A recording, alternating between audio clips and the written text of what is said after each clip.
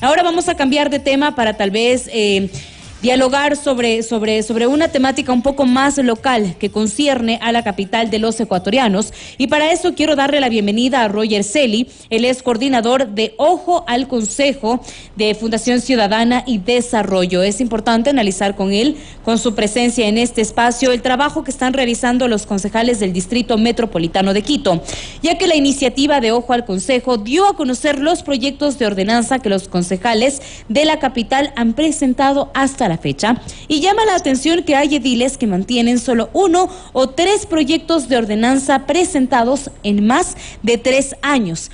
Esto dándonos cuenta de que estamos de cara a elecciones seccionales. Cuéntenos un poco más sobre este análisis que ustedes han realizado, cuáles son los concejales que han presentado pues estos proyectos y la productividad que tienen en el Consejo Metropolitano de Quito. Sueldo que pagamos todos los capitalinos definitivamente, y necesitamos conocer cuál es el trabajo que hay por detrás. Muy buenas tardes, Carla, muchas gracias por la invitación y también un saludo a la audiencia de Sonorama. Bueno, nos acercamos a unas elecciones bastante complejas en la ciudad y en el país. En la ciudad por todos los problemas que vivimos día a día los quiteños, problemas de movilidad, problemas de medio ambiente, de seguridad y de otra índole. Es por ello que se vuelve muy importante conocer cómo ha venido funcionando el Consejo Municipal actual, entendiendo que ahí también está inmerso el alcalde, en este caso el alcalde Santiago Guarderas y el exalcalde Jorge Yunda. Los números pues son decidores, hay cifras bastante grandes al respecto del trabajo del Consejo. Qué bueno que usted parta por estos temas, Roger, porque muchas personas tienen algunas cuestiones, algunas preguntas, incluso desconocimiento del trabajo que está realizando el alcalde Santiago Guarderas después de la salida de Jorge Yunda. ¿Cómo ven ustedes el trabajo a raíz de justamente de la salida del anterior alcalde con esta nueva autoridad? Porque hablamos de que incluso Guarderas antes era edil, era concejal. Entonces evaluemos un poco también este trabajo que hay por detrás. Sí, en general el trabajo del Consejo, insisto, tiene cifras bastante grandes. Ya vamos a ver más adelante que, por ejemplo, este Consejo ha aprobado más de 200 ordenanzas. En números eso suena bien, pero quizá hay que preguntarnos si estas ordenanzas han impactado positivamente en la vida de los ciudadanos. Porque recordemos que la política local es la que más cercana está a la ciudadanía. No es lo mismo el trabajo que hace la Asamblea Nacional, el cual es un poco más institucional, más de tipo general, pero el trabajo local sí debe impactar en la gente, ¿no? En el día a día. Y en ese sentido, de las 200 ordenanzas aprobadas, pues hablando un poco y dividiendo la gestión entre los 2 alcaldes que hemos tenido en este periodo, vemos que la agenda, por supuesto, la pone el burgomaestre, ¿no? En este caso el alcalde. En el caso de Jorge Yunda, pues la agenda de él fue nutrida. En realidad el 75% de las 200 ordenanzas que se aprobaron fueron en el periodo de Jorge Yunda y el 25% en el periodo de Santiago Guarderas, es decir, 150-50. Es un versus que podría igualarse en este tiempo que le queda al alcalde Santiago Guarderas. Pero insisto, más allá de los números, debemos reflexionar si esto está sirviendo de algo. Yo le tengo un dato preocupante, no sé si para los abogados también es así, coinciden conmigo. El Código Municipal actual tiene cerca de 4,000 artículos. Yo no sé si habrá un estudio que se pueda realizar al respecto de si eso se está cumpliendo o no. Muchísima letra muerta en la ciudad, desafortunadamente hace falta política pública, presupuestos, alianzas y una coordinación con todos los sectores de la sociedad para que estas ordenanzas que se aprueben no queden en letra muerta y sean implementadas. Sobre todo que sean ordenanzas que no solamente se aprueben en esta administración, sino que puedan prescribirse, sino que vayan pues accionando después de que existan otras alcaldías, otras administraciones. Eso creo que es lo más importante, porque al aprobarse una ordenanza, al ejecutarla, pues también se hace una inversión que es importante, que muchas veces queda en el aire, y eso tiene que trascender a otras administraciones. Ahora quiero que ustedes por favor nos den a conocer un poco sobre los detalles de los nombres de quiénes son los concejales que han presentado más propuestas y quiénes son aquellas que han presentado ninguna, porque sé que hay incluso concejales que han presentado 0 propuestas. Bueno, antes de pasar a esos datos fríos que quizá le sirven de referencia a la ciudadanía para tomar una decisión en las próximas elecciones. Porque algunos de ellos se van nuevamente a postular, ¿no? Para volver a tener pues un puesto en el Consejo Metropolitano de Quito. Y esto de alguna manera tiene que hacernos pensar, estas personas me representan, están trabajando por mí, mis impuestos, parte de mis impuestos que yo pago, son también para pagar al Consejo Metropolitano de Quito. Entonces necesitamos nosotros de alguna parte esta rendición de cuentas y conocer qué está pasando en el interior. Sí, ¿qué es lo que pasa, Carla? Y coincido con usted al respecto de que debemos estar informados antes de votar.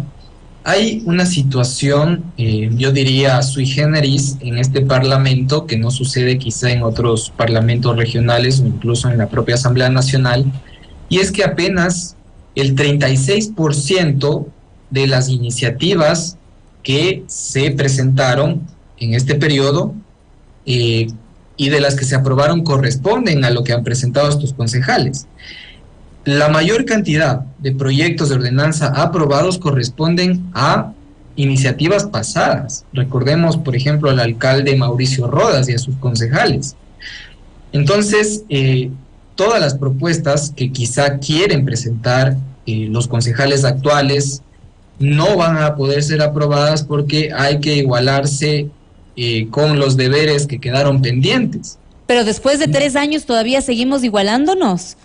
Exactamente, existe ese fenómeno en el cual, y ahí sí pues la responsabilidad la tiene el alcalde, por supuesto, de poner los proyectos que están rezagados y no de poner los proyectos que quizás se vuelven urgentes.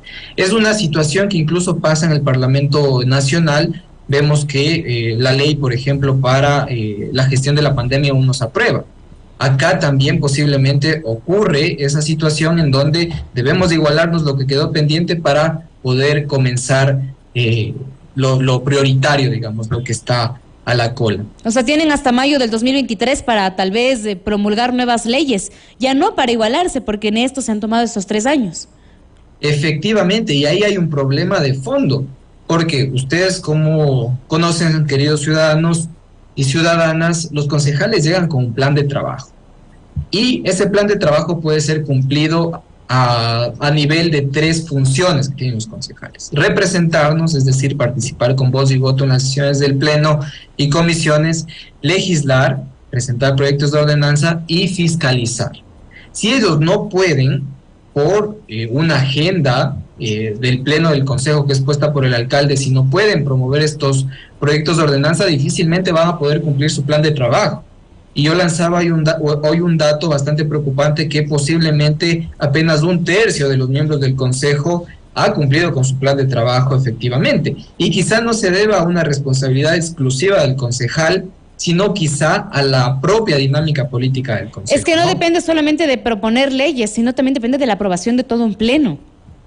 Efectivamente, el músculo político que necesitan los concejales es bastante importante, y ahí es donde se vuelve de trascendental relevancia que las alianzas políticas para las elecciones de 2023 sean responsables, que hayan pocos candidatos, que hayan alianzas y que haya un consejo que tenga unas mayorías y minorías definidas y no una diversidad de criterios que, si bien es cierto, son importantes, no ayudan a generar consensos de ciudad, ¿no?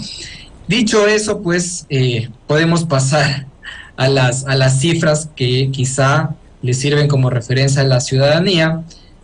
Por ejemplo, vamos a dar algunos datos de autoridades actuales y pasadas que están buscando ocupar un cargo público, no de todas, porque imagínense, no nos alcanzaría el tiempo. Por ejemplo, Jorge Yunda él tiene un promedio de ocupación de la curul del 79%. ¿Qué quiere decir eso? Que un 20% de las votaciones que se realizaron en el Consejo Municipal, él no estuvo votando. Quizás estuvo presente, no votó, quizás salió, quizás realmente se ausentó de la sesión. Entonces los ciudadanos debemos preguntarnos, yo le estoy pagando al servidor público, en este caso al político, al representante, para que no vaya a un 20% de votaciones de su trabajo. Jorge Yunda, voy a dar 5 casos, el primero y creo que uno de los más relevantes es este, él presentó 61 proyectos de ordenanza y de estas se aprobaron 26. Cosa que no va a ocurrir de ninguna manera con otros concejales. ¿Por qué razón? Porque el alcalde controla la agenda del pleno del consejo. Y en ese sentido, evidentemente, va a preferir aprobar las ordenanzas leyes de él, que son claro, de su iniciativa. Exactamente. En esa línea también un perfil que llama mucho la atención por las cifras, exclusivamente quisiera aclarar eso, es Andrea Hidalgo, que me parece que está lanzándose a la prefectura de Pichincha. Ella tiene una ocupación de la curul de 90%, es decir, se ha ausentado en un 10% de las votaciones del consejo. Tenemos que seguir procesando esas actas para ver si sube o baja. Ella ha presentado 15 proyectos de ordenanza, según la información que reposa en la página web del municipio, y de estas se han aprobado apenas una. Entonces vemos esa dinámica que comentábamos hace un momento, que posiblemente los concejales tienen toda la voluntad de presentar muchísimos proyectos que buscan ayudar a la ciudad, pero el músculo político y la coyuntura no les alcanza para poder aprobarlos. Apenas uno de 15. Y también un dato interesante es que ha presentado 755 pedidos de información para ejercer su función de fiscalización y control político a la interna del Ejecutivo Municipal. Luego de ello, Omar Ceballos, que también sabemos que hay una intención de candidatura, tiene un 82% de ocupación de la curul, que puede subir o bajar, insisto. 3 proyectos de ordenanza presentados, ninguno ha sido aprobado y 64 pedidos de información. Eduardo del Pozo, un porcentaje de ocupación de la curul del 80%, proyectos presentados 3, aprobados, me parece que todos han sido aprobados, y pedidos de información 11. Es decir, vemos una baja, digamos, gestión de fiscalización del concejal Eduardo del Pozo.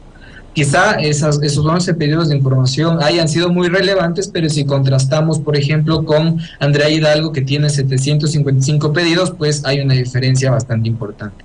Y finalmente, Luz Helena Coloma, que igual rodea el 83-85% de ocupación de la curul, es una tendencia. Ha presentado 3 proyectos de ordenanza, y uno ha sido aprobado y ha presentado 50 pedidos de información. Estas cifras pues nos dan una referencia, pero insisto, la ciudadanía debe decidir si es que este trabajo le ha cambiado de alguna manera positiva o negativamente la vida, ¿no? Ahora, ¿quién, por ejemplo, no ha presentado absolutamente ninguna propuesta? Todos han presentado propuestas. Hoy justamente hubo una aclaración en una nota de prensa de Teleamazonas de la concejal Amparito Narváez, que reemplazó a la curul de Santiago Guarderas. Ella decía... Claro, ella también por el tiempo que ha tenido, ¿no? O sea, no podemos igualar a los concejales que empezaron su periodo, obviamente, con la alcaldía, a quien llegó después, como ella, obviamente. Exactamente, y ella decía, pues, y para también poder aprovechar el espacio para aclarar, quizá hay un problema de transparencia. Si ustedes revisan la página web del municipio, no se puede encontrar el proyecto de Amparito Narváez. Y desafortunadamente nosotros mencionamos que ella no había presentado nada cuando ella afirma que sí, pero la información pública es la que nos sirve a nosotros para poder hablar al respecto de cifras. Bueno, esa será una gestión que tendrá que hacer ella, la interna, para que pueda pues publicarse las propuestas que ha tenido hasta el momento, ¿no es cierto? Pero ahora hablemos de algo que a mí me angustia muchísimo. Nosotros criticamos a diario, por ejemplo, el trabajo que realiza la Asamblea Nacional en torno a la promulgación de leyes, ¿no es cierto? Lo mismo pasa con el Consejo Metropolitano de Quito. Esta disyuntiva que de alguna manera existió cuando estaba también Yunda con el Consejo Metropolitano de Quito, y este bloqueo de aprobación de leyes. ¿Usted cree que en estos momentos tal vez se ha dejado de lado esta aprobación para tal vez cumplir con algunos propósitos personales que tienen algunos concejales? Bueno, quizás sí podemos ver una desaceleración de la aprobación de ordenanzas en el periodo, digamos, mejor, en la medida de lo posible del término de Jorge Yunda, sí se veía una dinámica de aprobación constante de proyectos de ordenanzas. Cuando llega Santiago Guarderas, claro, existe un tema que es normal en política, que es ordenar la casa, ¿no? Se reconformaron las comisiones, se reconformaron las fuerzas políticas y quizá eso le pasó factura y posiblemente no tiene el mismo nivel de aprobación de proyectos de ordenanzas, ¿no? No obstante, más allá del número, insisto, es importante resaltar un dato, Carla y estimados amigos, y es que el Consejo Metropolitano en esta administración se ha dedicado muchísimo a regularizar asentamientos humanos de hecho y vivienda de interés social. De las 200 ordenanzas que yo les comentaba, 175, poco más, poco menos, insisto, en un tema de transparencia del Consejo, se refieren a regularización de barrios. Es decir, si nosotros estuviéramos día a día en el Consejo Metropolitano, quizá escucharíamos constantemente que el Consejo está discutiendo y aprobando proyectos de regularización de barrios. Esto, sin lugar a duda, responde a una necesidad de la ciudadanía quiteña y, sin lugar a duda, también ayuda, digamos, a formalizar las viviendas, a mejorar el acceso a los servicios públicos, pero Carla, es importante también notar que esta aprobación de proyectos en esta temática es políticamente rentable para los representantes, porque si bien es cierto, ellos son quienes políticamente promueven al interno. Y van a los barrios, claro. Y van a los barrios incluso para que las personas conozcan también de su trabajo. Pero por aquí tengo una pregunta que nos hacen a través de las redes sociales. ¿Cuáles son las leyes que se han aprobado incluso en torno a la seguridad de los capitalinos, que es algo que preocupa y un tema prioritario para el gobierno, como para las alcaldías, como para los GATS, en fin? Efectivamente, y es una gran pregunta que permite cerrar la idea. Las ordenanzas que tienen que ver con desarrollo urbano, que tienen que ver con asentamientos humanos, rodea el 75%. Presupuestos y tributos apenas, proyectos que se aprueban o se presentan rodean los 10, movilidad de 5 a 7, salud 2 a 3, inclusión social 2, administración pública de 3 a 4. Entonces, vemos que hay un gran interés por el tema de barrios, de regularización de asentamientos humanos, pero se deja de lado el tema álgido de la seguridad, de la economía, de los presupuestos, de la movilidad. Y eso, digamos, las cifras no van a faltar a la realidad, porque el día a día, Carla, ustedes, estimados amigos que nos escuchan, se dan cuenta de que existen problemas en la ciudad de movilidad, de ambiente, de inclusión social, de salud y demás. Entonces, el llamado de atención para quienes están proponiendo una candidatura para el 2023 es quizá priorizar lo que es más urgente en la ciudad y posiblemente cambiar las reglas del juego para que la regularización de barrios y demás se haga a nivel ejecutivo, porque yo creería que no es un tema político regularizar un barrio, sino un tema administrativo. Es un tema, es un derecho de la gente tener una vivienda digna y no debería ser un tema de discusión política, sino más bien algo más técnico y con ello poder hablar de temas más urgentes como la seguridad y la movilidad. La seguridad, la movilidad, la reactivación económica que tanto preocupa, la basura, en fin, la persona que asuma pues la alcaldía de Quito en las elecciones excepcionales, quien sea electo justamente por todos los quiteños, va a tener una responsabilidad muy grande, sacar adelante Quito en medio de todos estos inconvenientes y en medio de estas prioridades que han sido de alguna manera descuidadas. Quiero agradecerle mucho por acompañarnos en este espacio, le deseo a usted una excelente tarde. Gracias por darnos a conocer el trabajo que están haciendo desde Ojo al Consejo. Excelente tarde, Carla, y muchas gracias por la invitación. Un saludo.